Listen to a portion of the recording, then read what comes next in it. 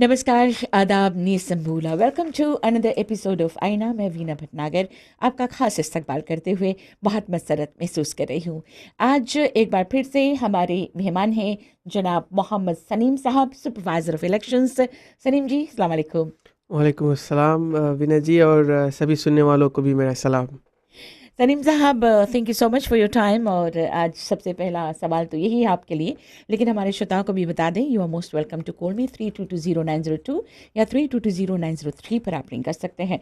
सलीम साहब, so far how many parties have registered with the elections office? कितनी parties? So far, we've had 5 parties that have registered with the Registrar of Political Parties.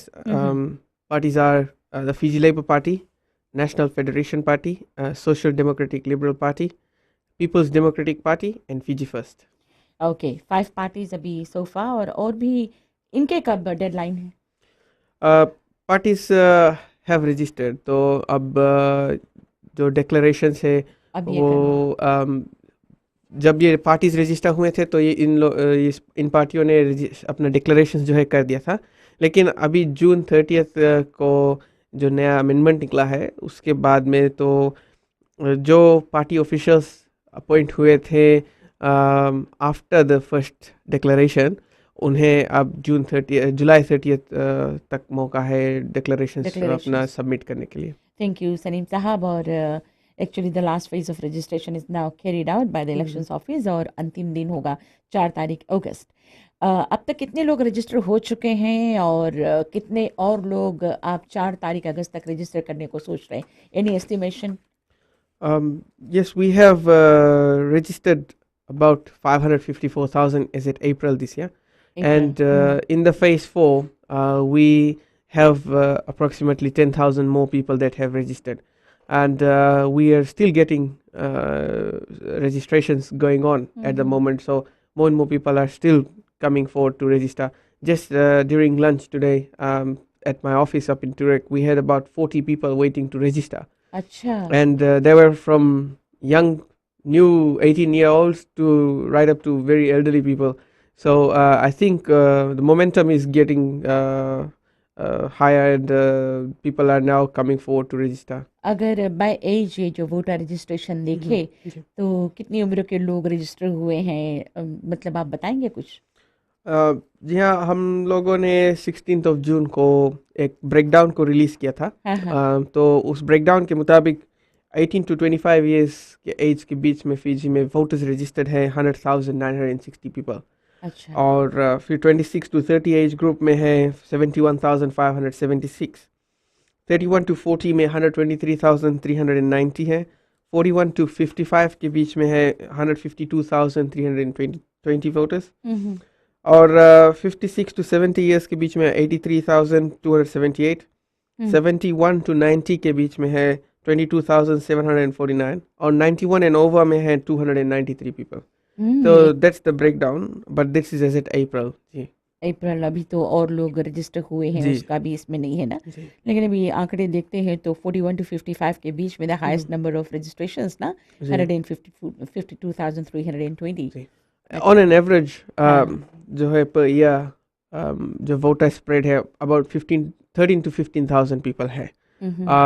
जो 41 to 55 है, ये 15 years का cohort है, तो इसमें ज़्यादातर लोग आएंगे क्योंकि 15 ईयर्स का है, और सब 10 ईयर्स है का कोहोर्ट है, तो इस तरह से है। लेकिन मेजॉरिटी जो है वीना जी अगर देखें तो 18 to 30 ईयर्स के बीच में जो है 172,000 people. And anybody who's below 29 would have not voted before.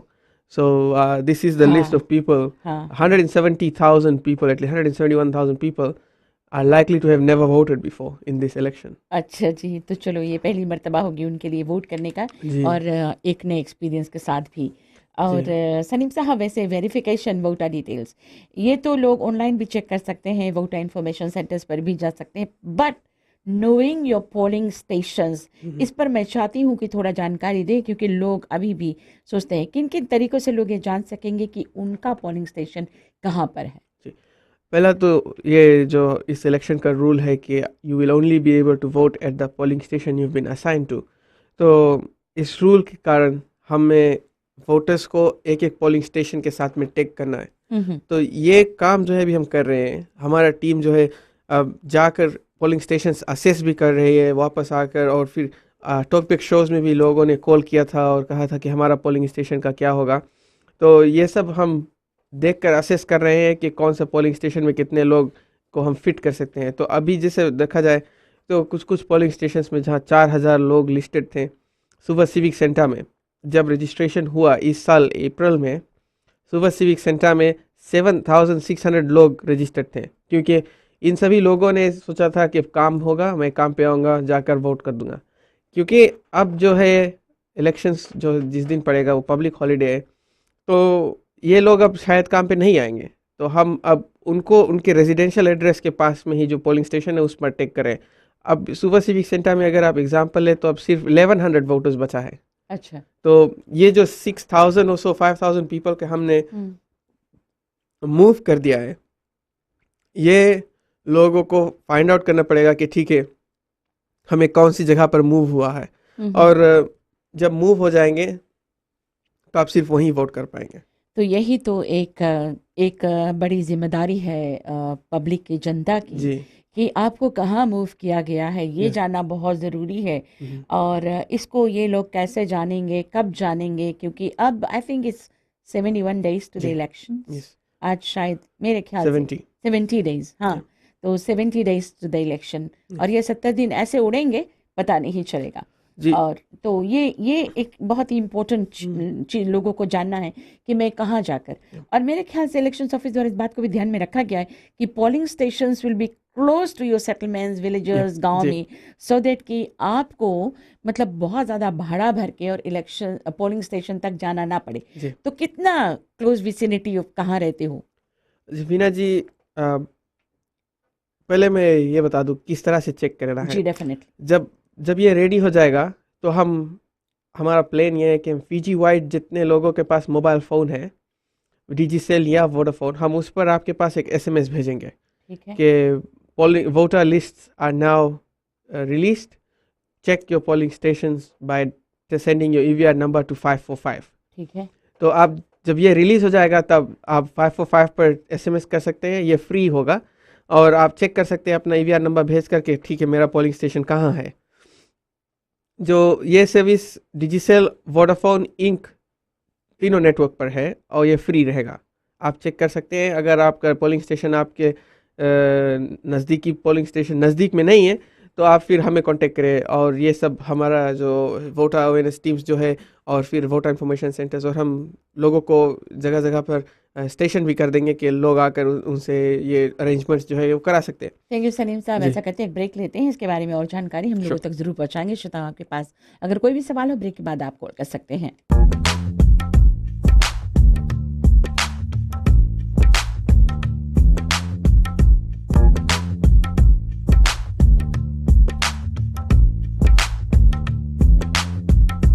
Welcome back to आईना। आज मोहम्मद सलीम साहब हमारे मेहमान हैं, सुपरवाइजर ऑफ इलेक्शंस। और सलीम साहब हम बातें कर रहे हैं कि नोइंग योर पोलिंग स्टेशंस, जैसे आपने कहा कि as soon as the polling stations are decided, आप लोग हर एक के मोबाइल फ़ोन पर, चाहे किसी भी तरीके से इंक हो या वोडाफोन हो या DG हो, आप यूज़ करते हो, आपके मोबाइल फ़ोन पर SMS चला जाएगा कि ये आपका पोलिंग स्टेशन है। जी नहीं, ये होगा कि हम सबके बताएंगे कि अब आप चेक कर सकते हैं, और चेक कर सकते हैं। एंड देन जो व्यक्ति, जो मान लो मुझे है तो मुझे अपने वोटर रजिस्ट्रेशन नंबर के तहत फाइंड आउट करना है कि मेरा पोलिंग स्टेशन का है। क्या करना है कि आप अपना वोटर रजिस्ट्रेशन नंबर जो है वो अपना मोबाइल में टाइप करके 545 पर टेक्स्ट करेंगे, और फिर 545 आपके पास टेक्स्ट बैक करेगा कि आपका नंबर क्या है। ये ऑटोमेटेड सिस्टम है, तो कुछ डिले वाला बात नहीं है। पोलिंग स्टेशन कहाँ है? जी, अच्छा, आपका नाम रहेगा और पोलिंग स्टेशन।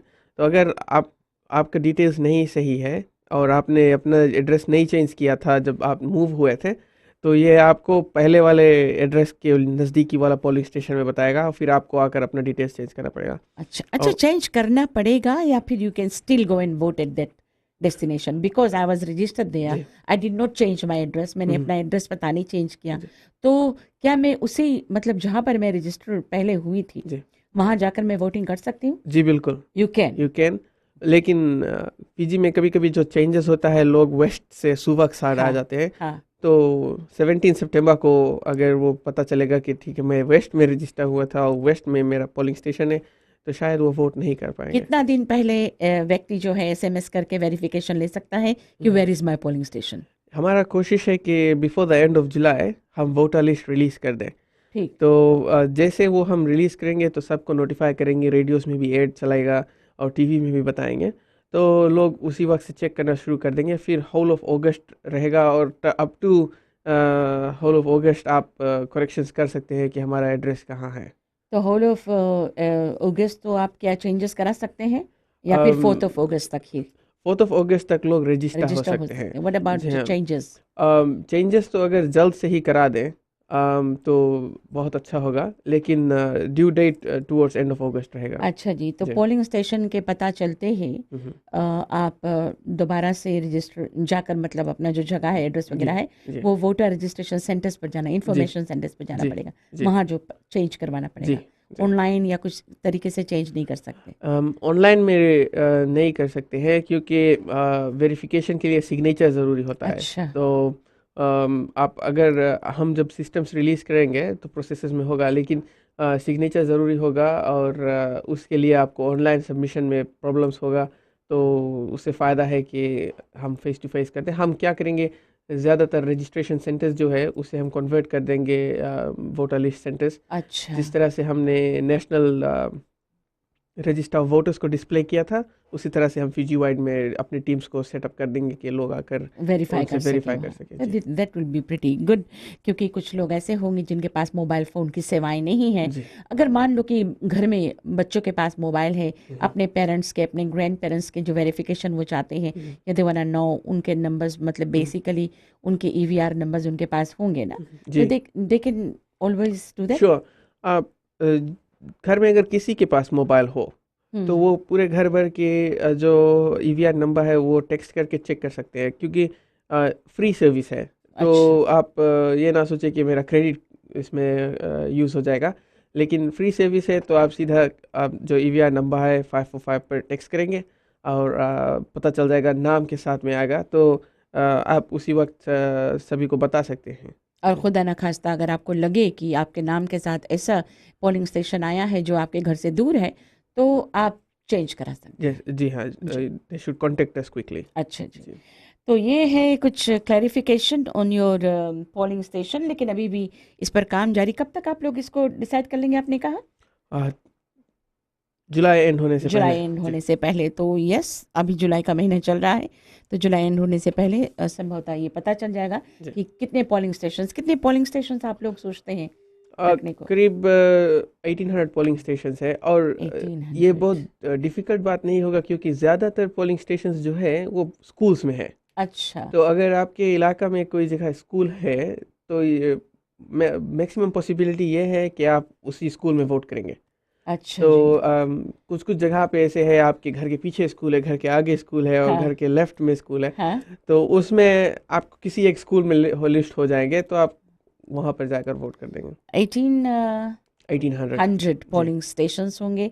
और कितने कितने दूरी पर, मतलब कि मैक्सिमम कितना हो सकता है एक व्यक्ति को चलना पड़े, या मतलब हमारा आप लोगों जी ने इसका जी देखा है, आई जी मीन सर्वे किया है? जी हमारा कोशिश ये है, क्योंकि हम जीआईएस सॉफ्टवेयर यूज़ कर रहे हैं, हाँ जो लैंड डिपार्टमेंट का जीआईएस सॉफ्टवेयर, हाँ। हम उससे यूज़ करके लोगों को एड्रेस के नज़दीकी वाले स्कूल प्लॉट कर रहे हैं। अच्छा। तो मैं मिनिमम ये नहीं कह सकता, लेकिन जी हाँ ज़रूर, अगर आपके घर के नज़दीक में अगर एक पोलिंग स्टेशन नहीं है या स्कूल नहीं है और आपको स्कूल जाने के लिए 10 किलोमीटर्स जाना पड़ता है और आप एक सेटलमेंट में रह रहे हैं, तो आप ज़रूर हमें कांटेक्ट करें। आपके सेटलमेंट में एक पब्लिक प्लेस जो होगा वहाँ पर हम पोलिंग स्टेशन क्रिएट करने की कोशिश करेंगे। तो ये एक बहुत ही ज़बरदस्त सेवा प्रदान की जा रही है इलेक्शन ऑफिस द्वारा। श्रोताओं, the onus is on the public. जी अगर आप सोचते हैं कि हमारे घर से स्कूल काफ़ी दूर पर है और हमारे सेटलमेंट में ज़्यादा लोग हैं, वहाँ एक पोलिंग स्टेशन कायम किया जा सकता है। जी तो ये तो बहुत अच्छी बात है। Okay, ji what is the, how do they contact you? हमें फ़ोन करें 33162225 पर, और पोलिंग स्टेशन टीम में पोला से बात करें। अच्छा जी, you have to talk to the poll, जी the polling station team. Yes तो ये खबर काफ़ी मायने रखती है, जी क्योंकि पॉसिबिलिटीज है जी कि स्कूल्स वगैरह काफ़ी दूर दूर पर हो, सेटलमेंट में ज़्यादा लोग रह रहे हो, जी तो फिर या किसी के घर के पास एफएससी है, थोड़ा दूर पड़ता है, जी वहाँ एक पोलिंग बूथ जी रखा जा सकता जी है, जी तो ये हम सहूलियत के लिए जी है। हम लोगों ने पोलिंग स्टेशंस अगर कहीं पर जैसे सेटलमेंट है, उस सेटलमेंट में हम रख रहे हैं। अगर मंदिर है, मंदिर के आगे एरिया में वहाँ हाँ। पोलिंग स्टेशन, या हम्म। चर्च हॉल है, चर्च में यूज़ कर रहे हैं। इस तरह से हम पोलिंग स्टेशंस क्रिएट कर रहे हैं। हम्म। तो अगर कोई कम्युनिटी है तो वो हमें कांटेक्ट करे और हम ज़रूर उस जगह को आकर असेस करेंगे, क्योंकि अभी समय है। अभी समय है। और अगर बहुत देर में बताएंगे तो ऐसा ना हो जाए कि हम वहाँ नहीं सेटअप कर पाए, क्योंकि समय नहीं है। ओके, बेसिकली कितना वक्त देते हैं? 2 हफ्ता? Within 2 weeks you need to? जल्द से जल्द अगर हमें बता दें तो जब हम वोटर लिस्ट निकाल देंगे, उसके बाद में अगर पोलिंग स्टेशन क्रिएट करना पड़ेगा तो हमें तो फिर वोटर लिस्ट स्प्लिट करना पड़ेगा। अच्छा, तो अगर जो 1400 लोग हैं और उस वोटर लिस्ट को हमें स्प्लिट करना पड़ेगा, क्योंकि 300 लोग बहुत दूर है, तो वो हमारे लिए और सभी वोटर्स के लिए इनकन्वीनियंट होगा। थैंक यू सलीम साहब। को एक कॉलर लाइन पर है, एक सवाल इनके पास है। हेलो, नमस्ते जी, कौन है, कहाँ से कॉल किया? मैं जय जय हो बहन जी, और आपके जी, जो जय हो गेस्ट है उसके भी। जी। हम मंगता यार, हम लोग जो यहाँ पे स्टेशन हुआ है, वहाँ से 5 किलोमीटर हम लोग के घर है ना। अच्छा। बम्बाली स्कूल और सरसों बाऊ, डिस्टेंस इज 5 किलोमीटर। हम्म। तो पहला चीज तो है कि कंपेयर नहीं सको करो और बस नहीं सको चलाओ, या कोई चीज नहीं सको, कोई नो व्हीकल्स ना। यहाँ से आदमी कैसे जाए वहाँ वोट दे? ओके, हम लोग जो मांगे थे, हम लोग के जो गवर्नमेंट अभी है, अच्छा गवर्नमेंट है, चले हम लोग मैं अपन गवर्नमेंट के सपोर्ट अच्छा करके। देखिए, सवाल सलीम जी आपको पहुंच गया है कि जी how will they do it. जी आपके जवाब आप इंतजार करें। हाँ जी। जी पोलिंग स्टेशन जो है, जैसे भाई साहब ने एग्जांपल दिया है, 5 किलोमीटर 5 दूर है। किलोमीटर तो आप हमें कांटेक्ट करें। अगर आप जहाँ रह रहे हैं वहाँ पर एक और पब्लिक प्लेस जो है, वहाँ पोलिंग स्टेशन बन सकता है, तो हम वो असेस करेंगे और फिर आपसे ज़्यादा उस पर ही बात करेंगे। ठीक है भाई साहब। ओके तो राइट, हम यहाँ पे कह रहे हैं, हम लोग हैं यहाँ पे 100 अनूबे रोड। सोआ नहीं नहीं, लंबा सा अनूबे रोड, बुल्ले का अनूबे रोड में हम लोग रहते हैं। यहाँ से हम लोग के जो बम्बाली स्कूल है वहाँ पे 10 के अब 5 किलोमीटर है ना, तो आदमी नहीं जाए मांगी, बिकॉज उतना दूर पैदल चल के ना, अच्छा ठीक है। चढ़ाई है, आपका पहाड़ी इलाका। आपका फोन कांटेक्ट क्या है? 9932 9932 349। 349। ठीक है। ठीक है, थैंक यू सो मच। आपको कांटेक्ट किया ओके। जाएगा। ठीक है, धन्यवाद।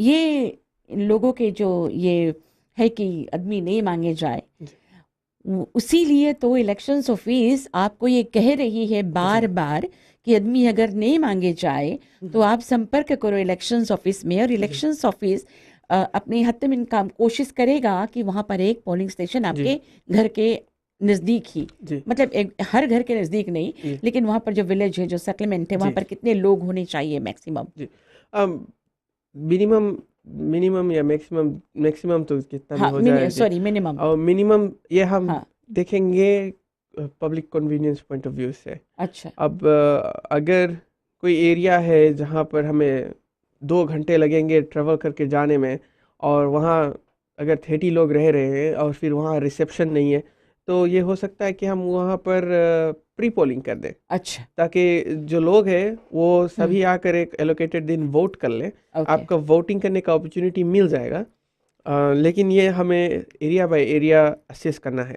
ओके। और हम खुद कर नहीं पाएंगे जब तक लोग हमें आकर बताएंगे नहीं कि इस एरिया में हम रह रहे हैं। कितने और लोग हैं? वीना जी, हमारा जो टॉकबैक शो का एक आउटकम ये है कि लोग हमें अब कॉल कर रहे हैं, कॉल करके कह रहे हैं कि मेरे एरिया में पुलिस स्टेशन क्रिएट करो, या हम रह रहे हैं इतने दूर पर स्कूल है।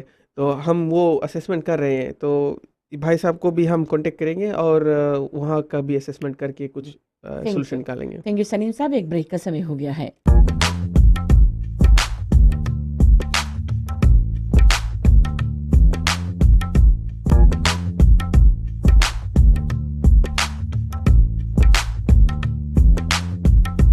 वेलकम बैक टू आईना। और सलीम साहब आज हमारे मेहमान हैं इलेक्शंस ऑफिस से, और सुपरवाइजर ऑफ इलेक्शंस। और सलीम साहब, हम लोग पोलिंग स्टेशंस पर बातें कर रहे हैं, तो शिकायत करने के बजाय अगर लोग अप्रोच करें, पॉजिटिव अप्रोच करें और देखें कि अगर हमें 5 किलोमीटर चलकर कहीं जाकर हमारा पोलिंग बूथ है, तो इलेक्शंस ऑफिस को संपर्क करें। जी और पता आपने बताया है 33162225। जी इस नंबर पर लोग फ़ोन उठाएंगे सलीम जी? जी जी, ये एक मेरे ख्याल से प्रॉब्लम हो सकता है because the lines are busy, you have to continuously try. हम अभी कोशिश कर रहे हैं, we are finalising a call centre, Okay.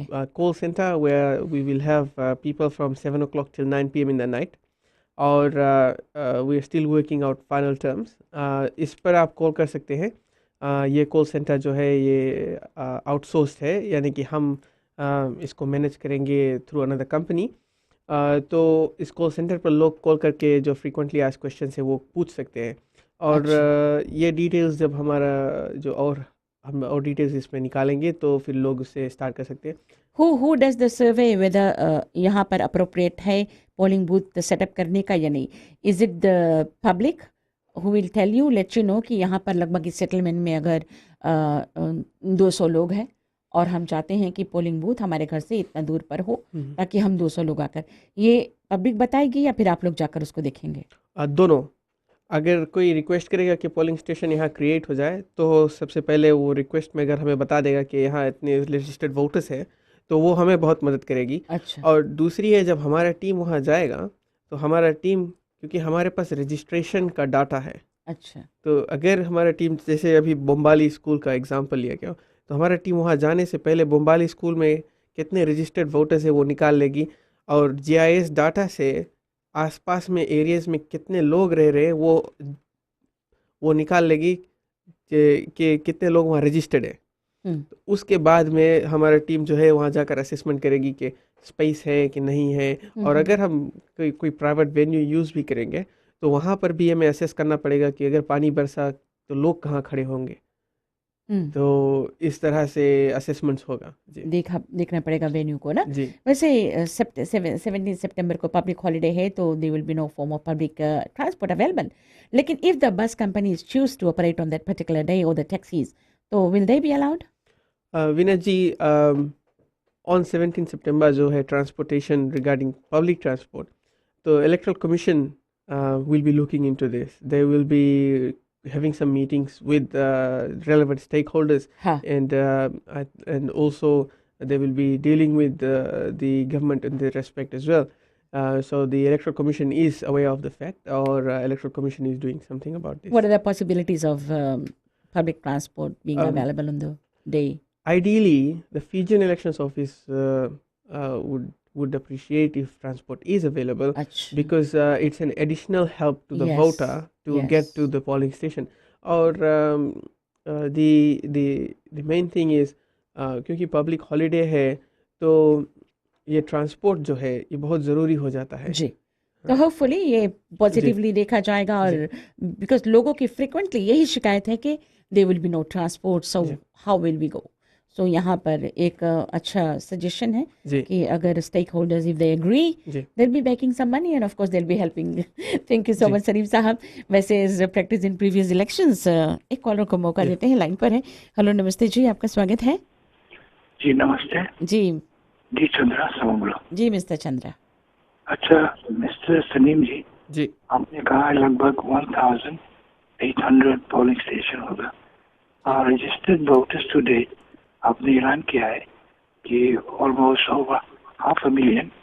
तो उसमें हम एस्टिमेट क्विक करते हैं, कैलकुलेशन में मेरा आता है कि एक पोलिंग स्टेशन में लेस देन 300 वोटर्स खाली जाएंगे, वो इक्वेट हो जाएगा। अच्छा ये ठीक है कि 300 वोटर्स एक पोलिंग स्टेशन में 11.5 आवर्स ऑफ वोटिंग, मेरे ख्याल में ये बहुत अच्छा किया आपने, कंजेशन नहीं रहेगा, धन्यवाद आपको।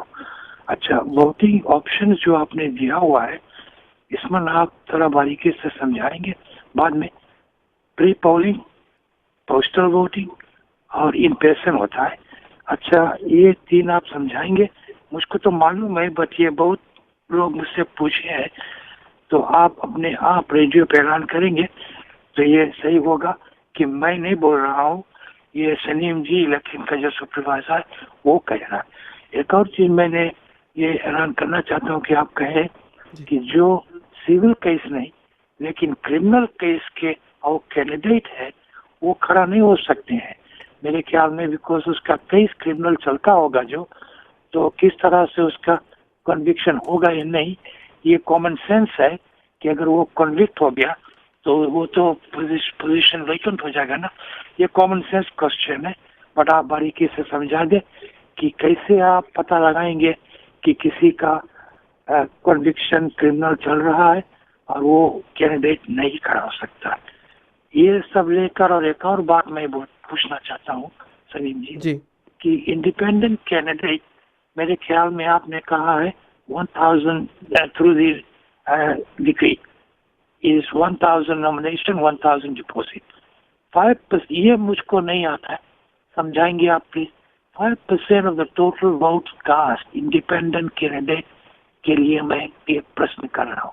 सपोज 500,000 वोटर्स ने वोट किया तो 5% होता है 25,000 टिक्स जी।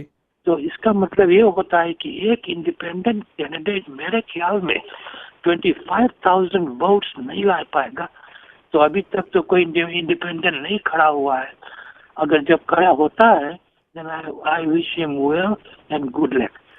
और इतना मैं बोल रहा था, अगर आप समझाएंगे बहुत धन्यवाद। Thank you. There are a lot of questions there, Salim Sahab. So one by one. जी हाँ, thank you mister Chandra ji.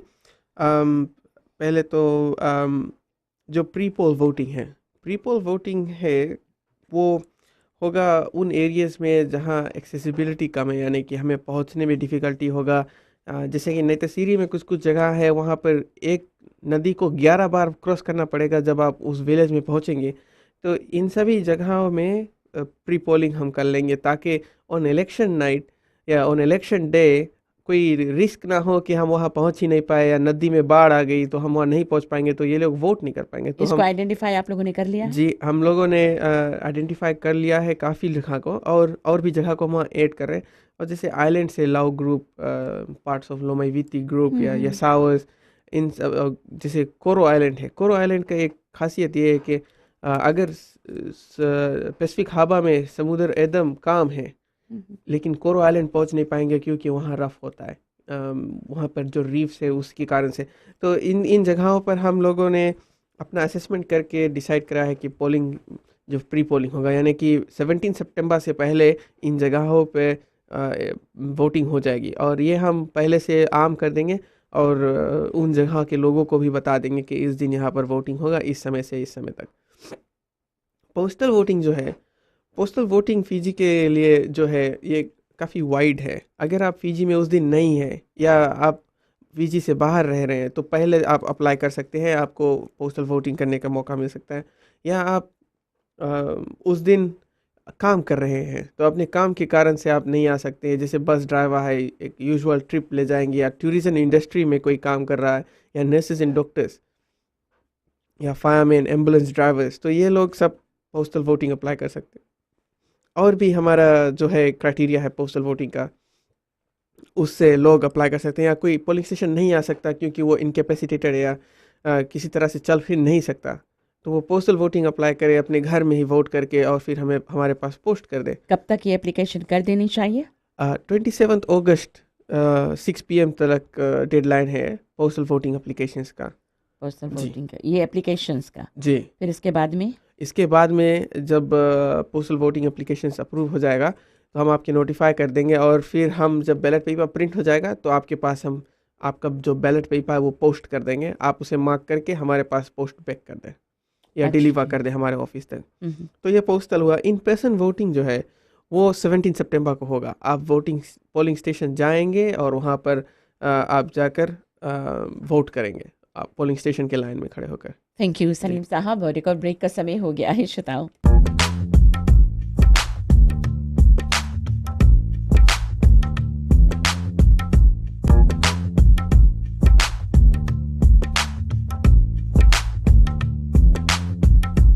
Welcome back to आईना। और आईना में सलीम साहब आज हमारे मेहमान हैं, तो होपफुली इनके जो दो सवाल है, पहला सवाल का जवाब जो मिल गया है सलीम साहब।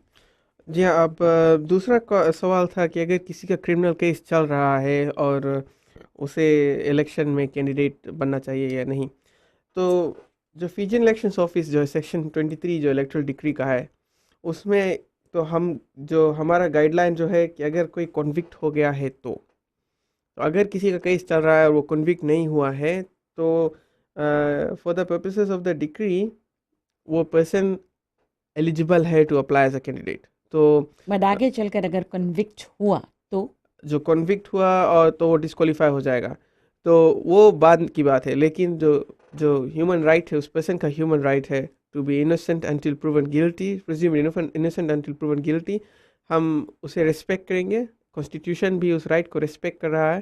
तो ये जो भी अब कैंडिडेट बनना चाहता है वो उसके खुशी। Thank you. और वैसे when does the campaign stop actually? Campaign stops two days in this election. हाँ। अगर प्री पोलिंग एरिया है तो जिस दिन वहाँ पर प्री पोलिंग होगा, जिस जगह पर प्री पोलिंग होगा, उसके 300 मीटर्स बाउंड्री में आप कैंपेन नहीं कर सकते। तो प्री पोलिंग में ये रूल है। और जो इन पर्सन वोटिंग है, इन पर्सन वोटिंग का जो पोलिंग है, जो कैंपेन बैन है, वो है 48 आवर्स बिफोर इलेक्शंस।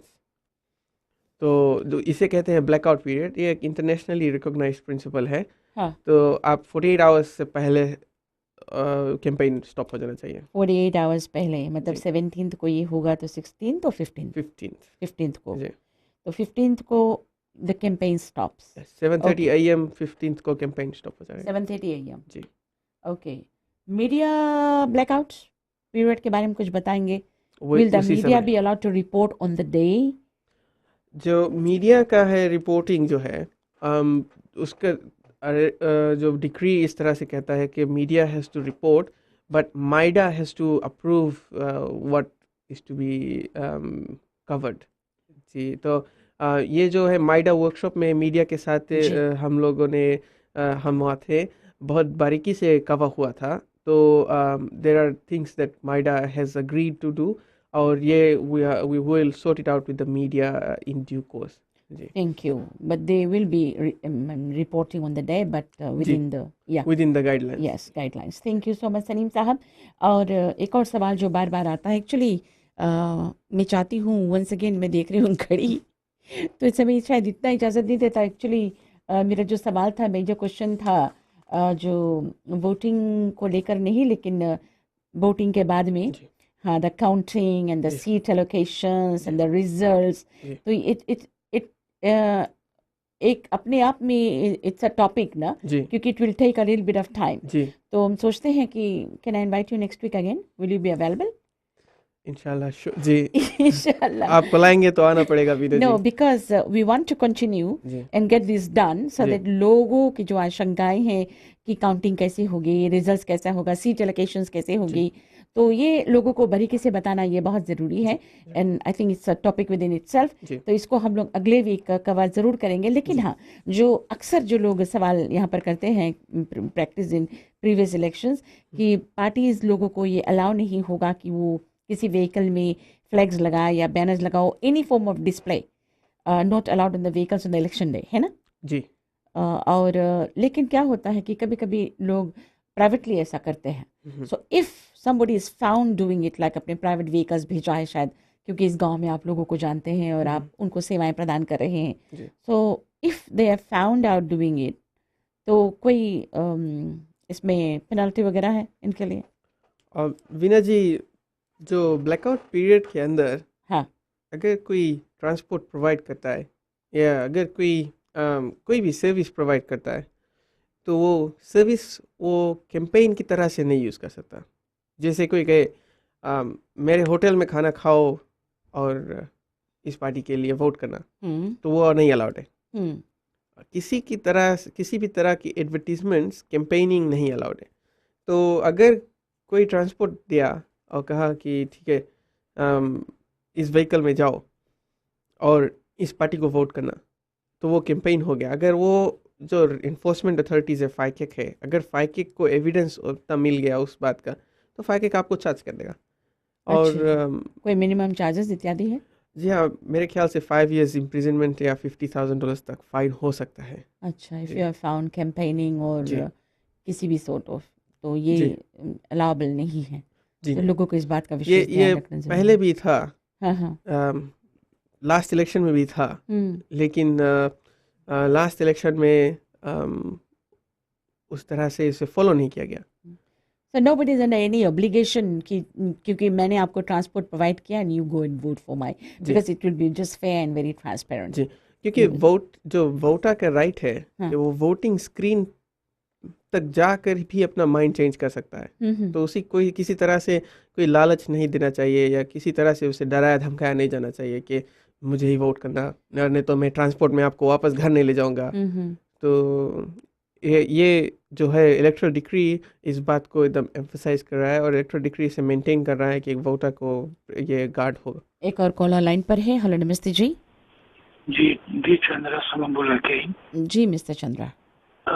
सनीम जी, इंसानियत के हित में मैं ये सुनने वाले के आईना के द्वारा मैं ये कहूँगा कि इलेक्टोरल कॉन्स्टिट्यूशन में कोई रोक नहीं है कि कोई बीमार है और उसके बीमारी है, उसको सीस इलाज करना है तो पार्लियामेंट तो प्रिविलेजेस के नीचे वो पे करेगा ना, ठीक है।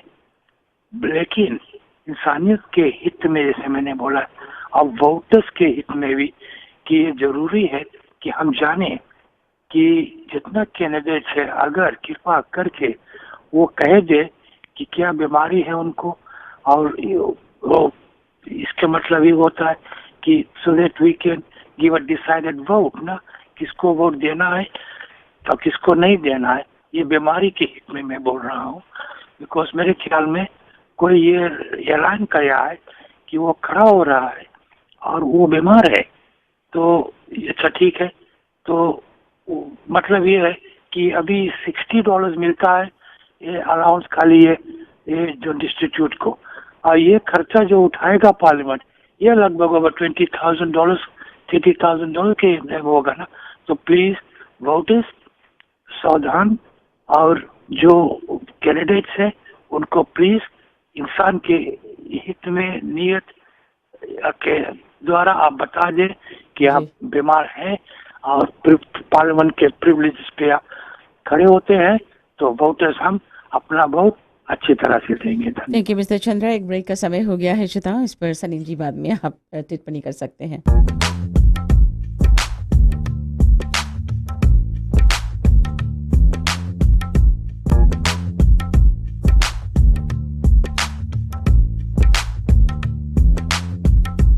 Welcome to the last segment of Aaina. और सलीम साहब, भाई साहब के सवाल का जवाब आप देना चाहेंगे? वीना जी, it's a very difficult question.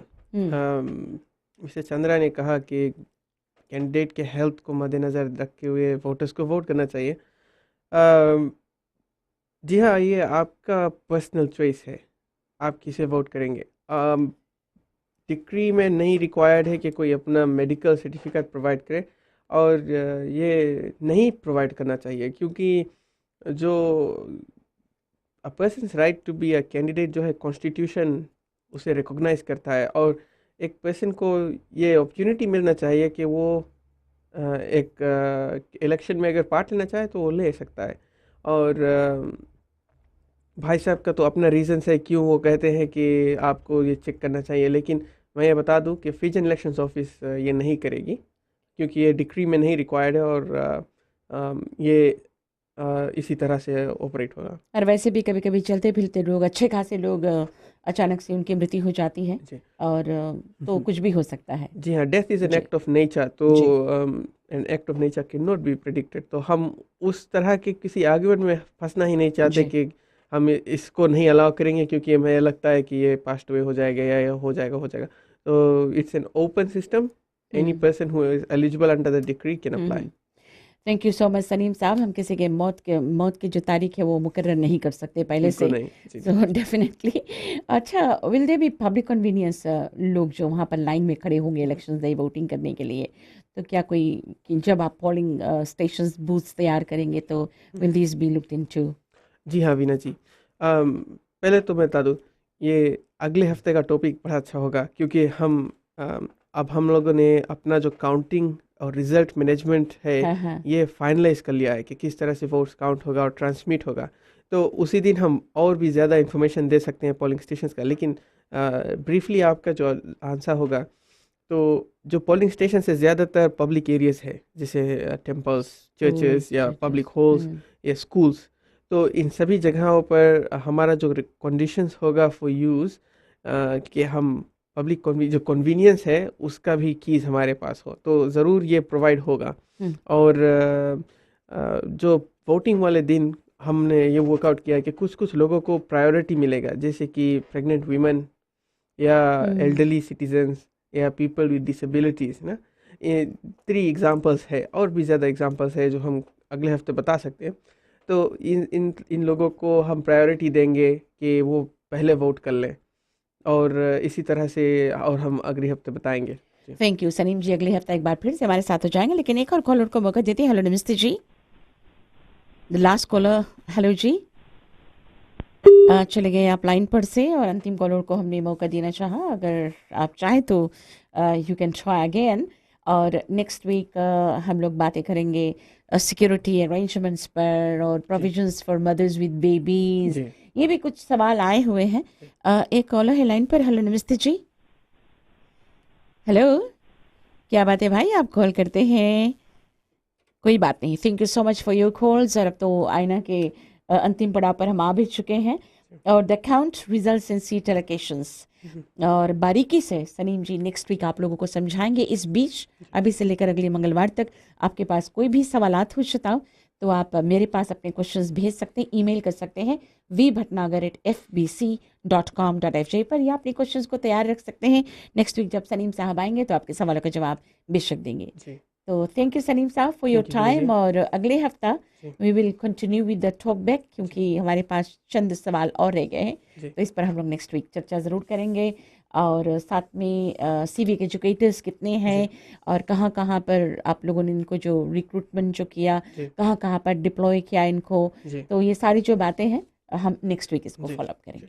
Thank you so much. Thank you Vinay जी। आईना का ये एपिसोड यहीं पर समाप्त हुआ। अगले हफ्ता फिर मुलाकात होती है सनीम जी से, तब तक के लिए खुदा हाफिज़।